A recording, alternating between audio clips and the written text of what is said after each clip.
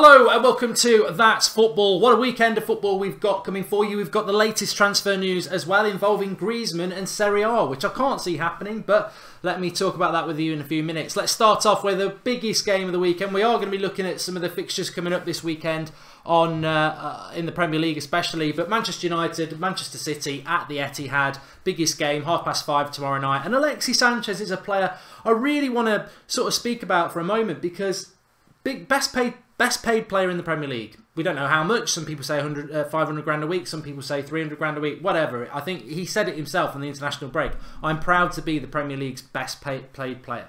And it's sort of been a weird signing for Manchester United because it destroyed Pogba and Martial's season, who are fan favourites. That's not his fault. He scored last week. He's a very, very good player. He's not settled in as quick as some might have expected, but January signings can be a little bit like that. But tomorrow, or today, if you're watching it on a Saturday, Manchester derby, Man City wanted him. They pulled out apparently because they couldn't afford the wages that United were going to pay, or they felt it was too much. And United ended up with Alexis Sanchez. So Pep Guardiola wanted Sanchez. Did Sanchez want City but then went to United for the money? We don't really know, do we? But the reality is, here's a player going to the Etihad tomorrow who Man City wanted, and he could have gone to Man City. He could have been holding up a title-winning badge. Not a badge, you get a medal, you know what I mean.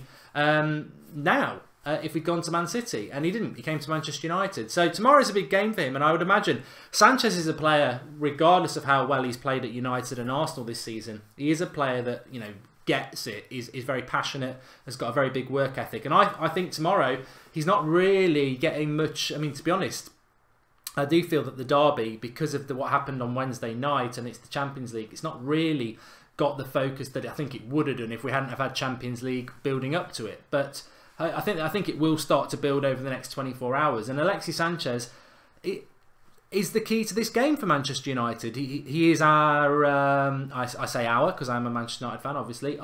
He is our star player, and he needs to start becoming that. And I think the opportunity at Etihad, Manchester City tomorrow, will be one that hopefully he can shine in. A lot depends on the team that Manchester City put out, and a lot depends on how Manchester City recover from that game at the weekend. But it's such an opportunity for them to win the title at home against Manchester United that if they can move past that barrier of Liverpool on Wednesday night and focus on what's in front of them, I don't think they're going to win the Champions League anymore. I don't think they can come back, no matter how many players he rests. I don't think they can come back from that. And if they don't come back from it on Tuesday, I think they'll look back at the derby the 2 days before and go, yeah, we should have took some positivity from that. So I don't think he should rest too many people. Ali Khan says Alexi is a flop. Rashford needs to start. Alexi can play CAM, says Lee Carr. And I agree, I want these players plus Sandro. Retro City says, is this the United stand in disguise? Not at all, mate. I mean, from a Manchester City point of view, I don't know what you think. I mean, you're obviously a Man City fan. I've said this all week, and I don't really think it's an opinion shared by many Manchester United fans, but I want Pep Guardiola to put his best team out tomorrow, because this game, from a Manchester United perspective, is one where I want Manchester United to play the best Man City team at Man City's ground in a really difficult environment against the team that's annihilated everybody else, and I want United to have a go. And if United get beat 3 or 4-0, then we know how far United are and the work they've got to do. If United put in a good performance and it's against Man City's best side, then we can use that as something to build on for next season. I don't see the purpose in going there and parking the bus, because what do we learn? It's not what the fans want to see. And I don't see the purpose in getting a result against City's reserve team. So I hope City put out a good team. I don't know what City fans think. It's very hard to find them. It truly depends on where Sanchez starts, because there's Christopher White. We always play our best team, Mark, says Retro City. Well, I hope you do that tomorrow. I really, really do. Anyway, before I talk about the Liverpool derby, Anfield, is it? No, it's good. I just want to go through some of the latest transfer news, because this one was quite interesting. Antoine Griezmann is a wanted man, and Italian giants Juventus are reportedly set to launch a late bid for the 27-year-old, who is also wanted by Manchester United and Barcelona. La Liga leaders Barcelona are favourites to sign Griezmann in a deal said to be worth £88 million, but United and Juve remain keen on the French international. This is via Tutto Sport, and it's been in the Sun. I think Griezmann's going to Barcelona. It's abundantly clear that he's going to go there. He loves the hot weather of Spain, and Barcelona is obviously where he wants to go. I don't know why and what went wrong with United, but he won't be coming to United now the number 7 shirt's gone to Alexis Sanchez.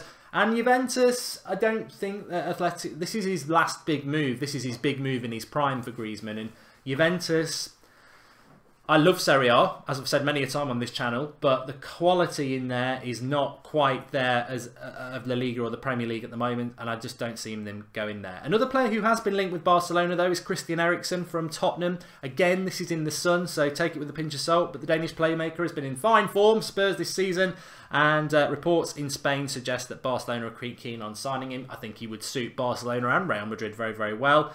We spoke about Willian and the link to Chelsea yesterday. Bale has made a decision, Gareth Bale's made a decision that he wants to leave Real Madrid this summer.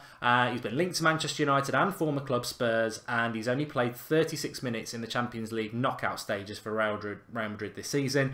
AS reporting that he's made a decision that he wants to leave Real Madrid. I wonder if that decision is slightly tainted by the fact that he doesn't get picked by Zidane or Real Madrid anymore, and Real Madrid actually are quite looking to move him on. I wonder if Bale's decision has changed because of that. And you know, there's a tinge of sarcasm from me there, because Manchester United have tried to sign Bale over the last few years, and Bale has always been, oh, I'm happy at Real Madrid, I'm happy at Real Madrid. Well, suddenly you're not happy at Real Madrid, are you now? So you've made a decision you're going to leave. And I think it would be very, very funny if some of these clubs, i.e. Manchester United, weren't necessarily biting his hand off anymore, because he's about to turn 29 and he struggles to play half the games in Spain, which is a lot less physical than the Premier League. Real Madrid, as we said yesterday, not interested in Harry Kane or Hazard. They want Lewandowski from Bayern Munich. I could see Lewandowski moving on. Scored a lot of goals in the Bundesliga, and I could see him moving on, and I could see why Real Madrid would want him.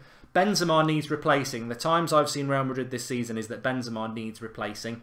And we have the Anfield derby. I must just say, I think I do find the fact that Manchester City have linked up with Tinder absolutely hilarious. They pretty much announced it on Wednesday, didn't they, when they had the game against Liverpool, and they couldn't score. How ironic, eh? How ironic. I don't want Bale at Manchester United. He's old, says Lee Carr. Very to the point. Too injury prone, says Josh James. United last won a title 5 years ago. Joke of a club, says Harambe. I'd love to know who you support, mate, because whoever you come back with, you know I'm going to bury you. Please just take Hazard for free, says Josh Muller. You know what? Josh is a Chelsea fan, and I've got to say that Hazard, I said this the season that Jose Mourinho got sacked. I said Hazard is not, in my mind, a world-class player, because world-class players don't switch off like he switches off. He really is capable of just switching off and having a quiet season. And then he seems to have a good season, a bad season, a good season, a bad season, and a whole season as well. And this season, he's not been good. Last year he was good. The year before he was rubbish. The year before that he was very good. I'm not a big fan of Eden Hazard either, and it's interesting that Chelsea fans aren't. But let's have a look at some of the fixtures for the weekend. Everton-Liverpool is the lunchtime kickoff tomorrow. We are doing a watch-along on the United... not the United stand. No way! We'd never do it on the United stand. On That's Football. So we'll be live at 12:30 tomorrow with a watch-along. Everton versus Liverpool. You can join us for that. And obviously next week we've got the Champions League games on Tuesday, Wednesday. So lots of watch-alongs continuing on That's Football, which is great. So you can join us for that. Everton versus Liverpool. I think Liverpool need to be a little bit careful, because they were in a great position in the Champions League, and it's only on Tuesday, so they might want to rest a few players. But like City, it's a big game. They're away from home.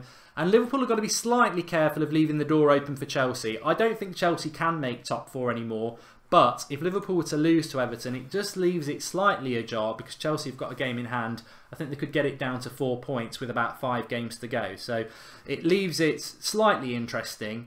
Chelsea play on Sunday at home to West Ham, so you'd expect them to win that. Arsenal play Southampton. Arsenal, I don't think, realistically are going to try and get top 4 anymore. That Europa League Thursday to Sunday thing is very hard to do, and Arsenal just need to keep everyone focused on the Europa League, I think. Bournemouth versus Crystal Palace. I need to have a quick look at the bottom of the league, actually, because West Brom are pretty much down, 10 points from safety. Stoke on 27, and then there are 7 points, 8 points separating Newcastle, Brighton, West Ham, Swansea, Huddersfield and Crystal Palace. Bournemouth, nearly safe. You'd say Bournemouth and Watford are pretty much safe. And Bournemouth, Crystal Palace.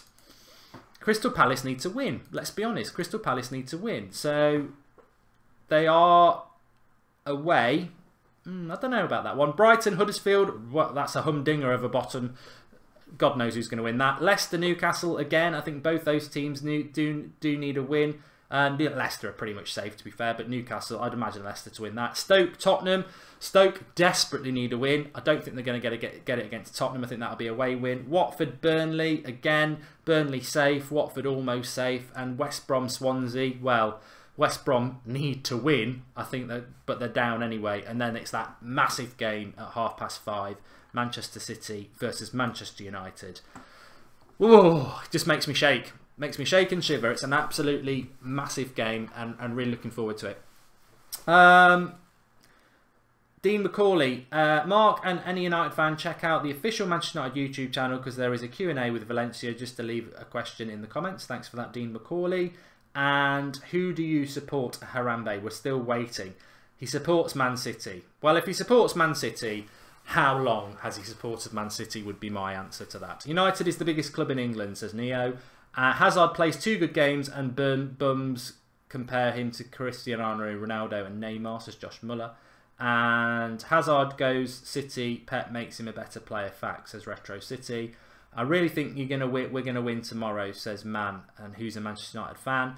My prediction tomorrow, I'll give it on here. I couldn't really come to a conclusion on the United Stand preview yesterday, but my prediction at the moment will actually we're doing a reaction show on the United Stand at 2 o'clock because Jose Mourinho's got his press conference at 2 o'clock. So we're going to react straight after that. And that will dictate to me where I go in relation to a score prediction for that. But at the moment, without knowing what team Pep's going to pick and how Mourinho's going to approach it, I'm going to go with a draw and say 1-1. But if it opens up a bit, I think it could be 2-2.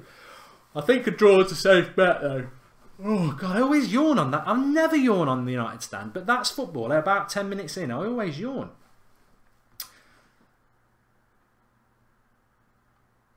Harambe says, I've supported City all my life, my local team, unlike United fans from London. So easy to type that from a faceless keyboard, isn't it? I guarantee you haven't supported City all your life. You don't live in Manchester.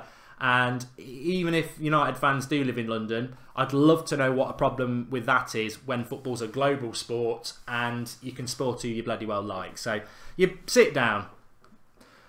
Is 2 striker systems dead, says Iris07. I've been asked this a few times. 4-4-2 is dead. You can't play just 2 forwards like you used to when I was growing up. You can't just have 2 midfielders and 2 centre forwards with 2 forwards who stay up. You can play 2 forwards, but one of them's got to be basically a number 10 and drop into the midfield. Otherwise, you just get swamped.